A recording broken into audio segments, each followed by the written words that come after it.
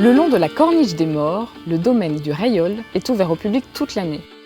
Ce jardin remarquable est une véritable invitation au voyage à travers les paysages méditerranéens du monde entier. À chaque saison, vous découvrirez de nouveaux décors sans cesse renouvelés. Partons à la découverte de ce jardin des Méditerranées conçu par le célèbre paysagiste Gilles Clément en compagnie de Stanislas Alla-Guillaume, le jardinier en chef. Alors Stanislas, nous sommes devant les îles d'Or, au pied du massif des Morts. Ces 20 hectares ont dû être très convoités. Est-ce que vous pouvez me dire comment s'est passée l'acquisition de ce domaine du Rayol ? Alors le domaine du Rayol, c'est une histoire du début du siècle, puisque au début du siècle, la Corniche des Morts commence à être habitée. Donc il va y avoir plusieurs propriétaires qui vont aménager ce domaine avec la construction de très beaux bâtiments, dont plusieurs sont classés aux monuments historiques, ici au domaine du Rayol. Le Conservatoire du Littoral va racheter heureusement le domaine du Rayol, donc 20 hectares en bord de mer en 1989.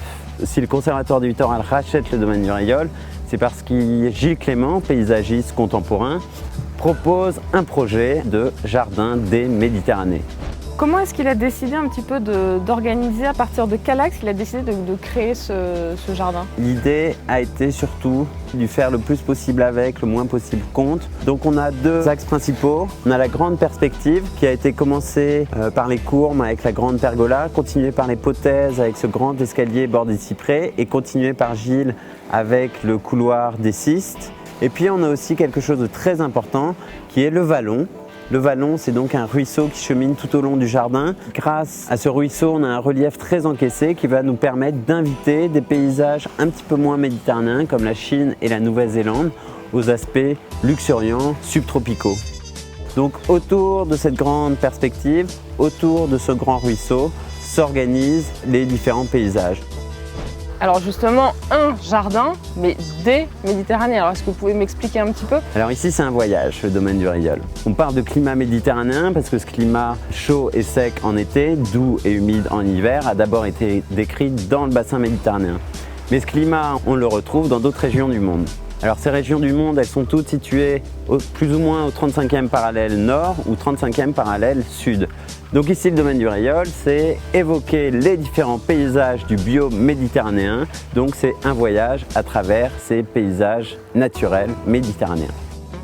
Alors justement, d'où viennent les végétaux qu'on retrouve ici ? Alors on retrouvera partout au domaine du Rayol et c'est ça qui en fait un lieu un peu magique. On retrouve toujours un mélange de végétation indigène, de végétation issue du massif des Morts ici, mélangée à de la végétation exotique. Quand je dis exotique, c'est d'ailleurs. Donc vous essayez de naturaliser ces végétaux, est-ce que ça fonctionne toujours ? En effet, vous dites naturaliser, c'est un terme très important ici, puisque ce qui nous intéresse au domaine du Rayol, c'est pas forcément de planter des végétaux, mais bien de les naturaliser. Se naturaliser, c'est les végétaux se développent, se multiplient tout seuls sans l'intervention de l'homme.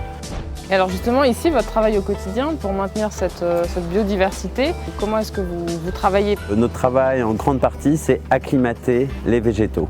Acclimater les végétaux, c'est les planter, les entretenir pendant 2-3 années, quitte à les arroser pendant l'été, juste au début, pour que petit à petit, les plantes soient tout à fait adaptées, n'aient plus besoin de l'intervention de l'homme pour résister à notre sécheresse. Et l'idée du domaine du Rayol, c'est bien sûr un voyage, mais c'est surtout un message d'éco-responsabilité. Toujours dire que les herbes sauvages sont pour nous très importantes au domaine du Rayol parce que les herbes sauvages, le plus souvent indigènes, font partie de la biodiversité. Donc ce qui nous intéresse, c'est de tenir des chemins très lisibles pour justement mettre en valeur le foisonnement végétal. Vous êtes séduit par cette visite ? Alors je vous invite à la poursuivre dans la seconde partie.